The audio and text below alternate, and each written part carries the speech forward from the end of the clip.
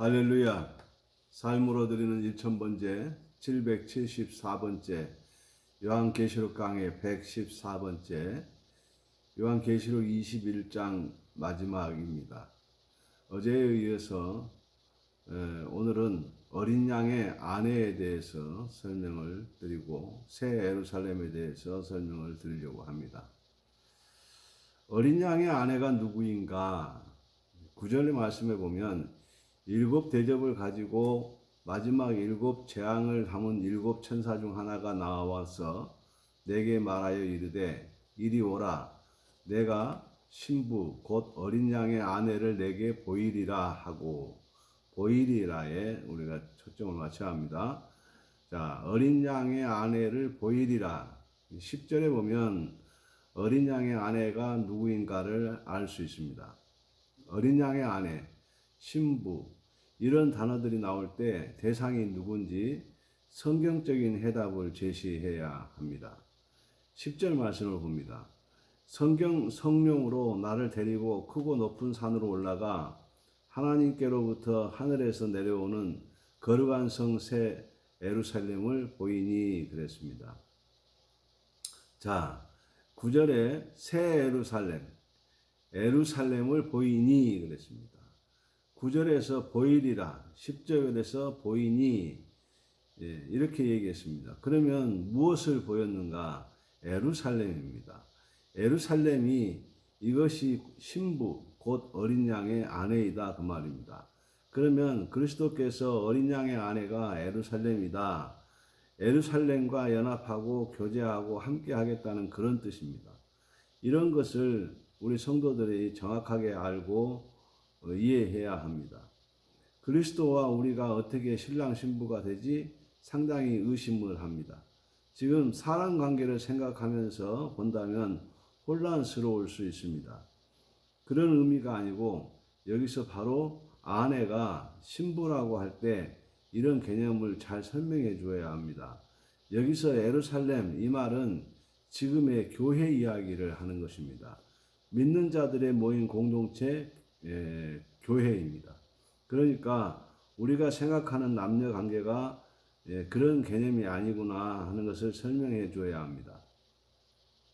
그렇지 않으면 초신자들은 내가 남자인데 어떻게 신부가 되느냐고 혼란스러워 할 수 있습니다. 이런 것을 잘 설명해서 성경에서 그리스도의 아내, 어린 양의 아내, 어린 양의 신부 이렇게 할 때는 어떤 의미인가? 그것은 연합입니다. 부부가 연합을 하지 않는가? 전부 다 연합하지요. 마찬가지로 그리스도께서 자기가 피 흘려 세운 것이 교회입니다. 이것이 예루살렘 교회입니다. 그 교회가 그분이 피 흘려 세운 것입니다. 그러니 이 교회와 영원히 연합하겠다는 것입니다. 여기서 예루살렘을 이야기하는 것입니다. 주께서 우리를 얼마나 사랑하셨는가는 요한복음 3장 16절에 교회를 위해서 그렇게 사랑하셨다, 목숨을 걸었다. 이곳이 우리가 영원히 살게 될 집이기 때문에 그렇습니다.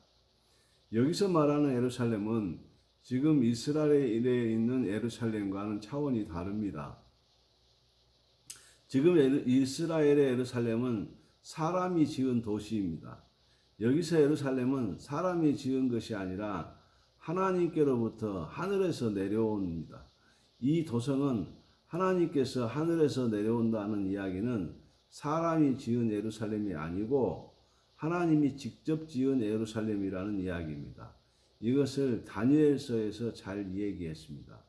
다니엘서 2장 34절에 보면 또 왕이 보신즉 손대지 아니한, 즉 사람의 손으로 하지 아니하고 뜨인 아니한 돌이 나와서 신상의 철과 진흙의 발을 쳐서 부서뜨리매. 아멘.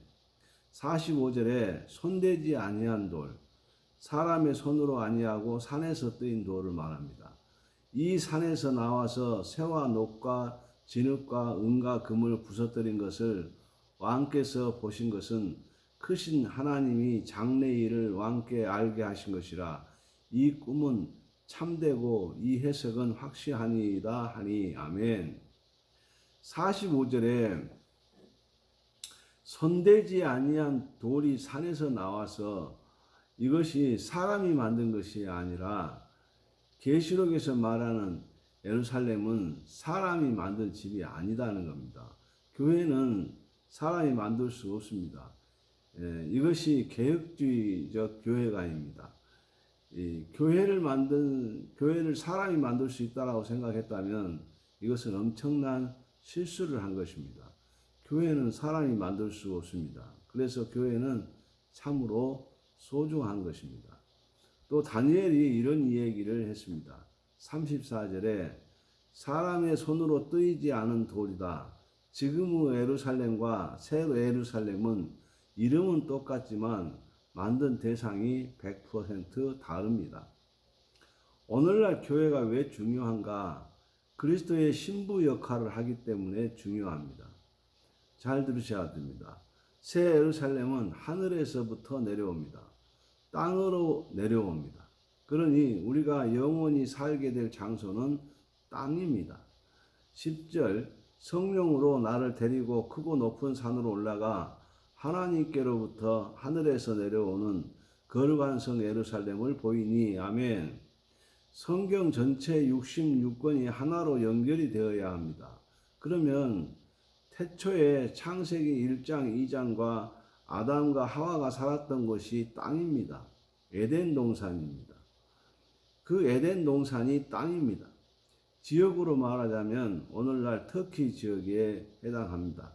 그리고 영원히 살게 될 곳도 땅입니다. 자꾸만 하늘 생각을 하면 안 되는 것입니다. 그래서 새 하늘과 새 땅 이야기를 했습니다. 우리가 새 하늘에 산다면 새 땅을 만들 이유가 없습니다. 사람은 항상 땅에 삽니다.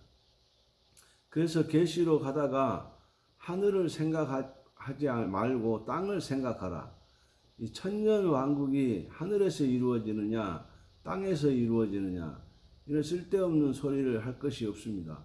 근본적인 흐름을 이해하지 못하고 부분적으로 이해를 하려고 하니까 하늘에서 이루어진다, 땅에서 이루어진다, 지금도 싸우고 있는 것입니다. 성경을 잘 읽으면 알 수 있는 것입니다.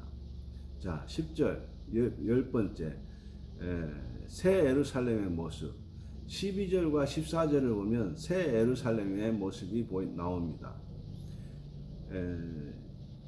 크고 높은 성곽이 있고 12문이 있는데 12문에 12천사가 있고 그 문들 위에 이름을 썼으니 이스라엘 자손 12지파의 이름들이라.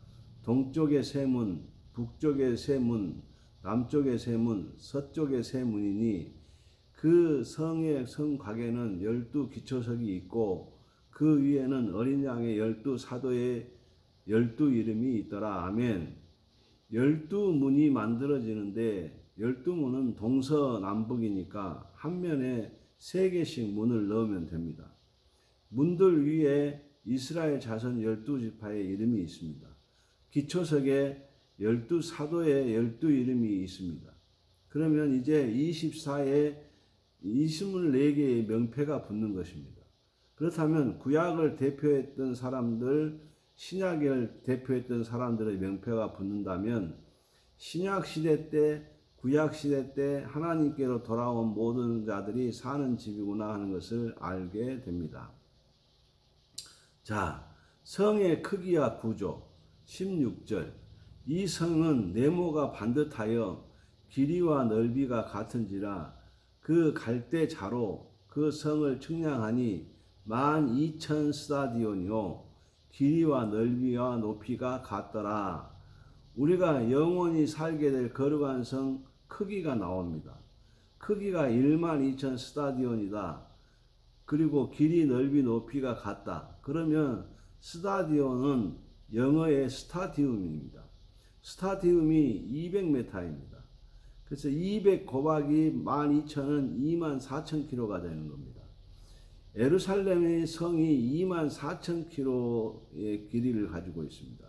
이것이 이제 얼마나 사람이 들어갈 수 있을까 계산을 해보니까 530억 명이 들어가 살 수 있는 그런 공간입니다. 사람이 만든 것이 아니고 하나님이 직접 만들어서 하늘에서 가지고 땅으로 내려온 것입니다. 자, 새 예루살렘은 지성소이다. 왜 지성소인가? 하나님과 사람이 함께 있는 자리이기 때문에 그것이 지성소가 되는 것입니다. 12번째, 더 이상 성전이 필요가 없습니다. 이제 눈에 보이는 성전은 더 이상 필요가 없다. 왜냐하면 하나님께서 그리스도께서 친히 성전이 되시기 때문에 더 이상 눈에 보이는 성전은 필요 없다는 것입니다. 22절과 23절에 보면 성 안에서 내가 성전을 보지 못하였으니 이는 주 하나님 곧 전능하신 이와 어린 양이 그 성전이심이라. 그 성은 해나 달의 비침이 쓸데없으니 이는 하나님의 영광이 비치고 어린 양이 등불이 되심이라. 아멘. 22절을 보면 성 안에서 내가 성전을 보지 못했다 그랬습니다. 그 자체가 지성소구나. 왜? 성전이 필요가 없으니까. 하나님이 곧 성전이고 어린 양이 곧 성전입니다. 성전은 더 이상 필요가 없다. 자, 13번째, 성전 문을 닫지 않음.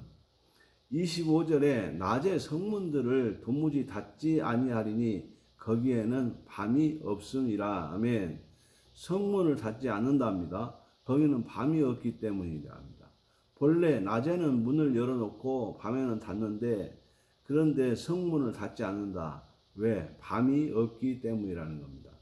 밤이 없다는 것은 우리가 보고 있는 해, 달, 별이 없다. 새 하늘과 새 땅은 우리가 보고 있는 헌 하늘과 헌 땅과는 전혀 다르다는 이야기입니다. 새 하늘과 새 땅은 우리가 상상을 못합니다. 왜? 상상은 우리가 무엇인가를 보아야 상상이 되는데 그런데 본 것이 없으니 상상 자체가 안 된다는 겁니다. 설령 상상을 한다 해도 안 맞습니다. 자, 성 밖에는 무엇이 있을까? 불못이 있습니다. 27절 말씀에 보면 무엇이든지 속된 것이나 가증한 일 또는 거짓말하는 자는 결코 그리로 들어가지 못하되 오직 어린 양의 생명책에 기록된 자들만 들어가리라. 아멘. 생명책에 기록된 자는 성 안에 살고 생명책에 기록되지 못한 자는 성 밖에서 살게 됩니다. 이것이 창세기부터 지금까지 문화와 연결이 되어 있습니다. 구약시대 때 문화, 신약시대 때 문화. 자, 성 안에 있는 것과 성 밖에 있는 것이 다릅니다. 고대로부터 추방당했던 사람들은 성 밖에서 살고 장녀들, 이들은 성문 밖에서 살고 이런 것을 보면 성 안이냐 성 밖이냐 이것을 큰 비중을 두고 다루고 있습니다. 십자가를 처형하거나 사람을 죽일 때 성 밖에서 행합니다. 이것이 바로 저주받았다는 이야기입니다. 그래서 저주받은 자들은 성 밖에서, 복받은 자들은 성 안에서 사는 것입니다. 신구약을 읽을 때 성 안이냐 성 밖이냐를 알고 읽으면 다릅니다. 특별히 뜻이 있는 것이 주일입니다. 자, 선택받은 사람들은 성 안에 있습니다. 예배 드리고 있으니까. 그런데 선택받지 못한 사람은 성 밖에 있습니다. 등산 가고 결혼식 가고 놀러 가고 교회 밖에 있는 거죠. 초대받았다는 이야기는 안에 들어갔다는 이야기입니다. 우리가 교회 안에 앉아 있다는 것은 주님의 초대를 받았다는 확인입니다. 그것을 알면 우리 성도들이 얼마나 감사하며 앉아 있어야 되겠습니까? 빨리 마치고 싶다, 빨리 집에 가고 싶다, 이런 생각을 하는 자체가 어리석은 생각입니다. 이런 감각들, 이 성경의 문화를 이해 못해서 성도들이 엉뚱한 생각을 하는 경우가 많습니다. 오늘까지 21장에 대해서 설명을 드렸습니다. 이제 거룩한 성 예루살렘이 하늘에서부터 우리에게 내려왔습니다. 이제 내일은 마지막으로 계시록 22장을 강의를 하려고 합니다. 지금까지 고생 많이 하셨고 이제 내일을 마지막으로 해서 요한계시록을 마치려고 합니다. 자, 계시록에 이어서 지금 또 다른 성경을 준비하고 있는데 기도해 주시기를 부탁을 드리겠습니다. 기도하겠습니다. 하나님 감사합니다. 오늘 또 귀하고 복된 날 주시고 참으로 길고 긴 여정을 요한계시록과 함께 했습니다. 하나님 이제 마지막 한 강의를 남았는데 하나님께서 끝까지 함께 해주시고 악한 마귀 사단의 권세를 물리쳐 주시고 오직 성령 하나님이 함께 계셔 주시옵소서. 예수님 이름으로 간절히 축복하고 기도하옵나이다. 아멘. 할렐루야. 감사합니다. 오늘 강의를 마치겠습니다.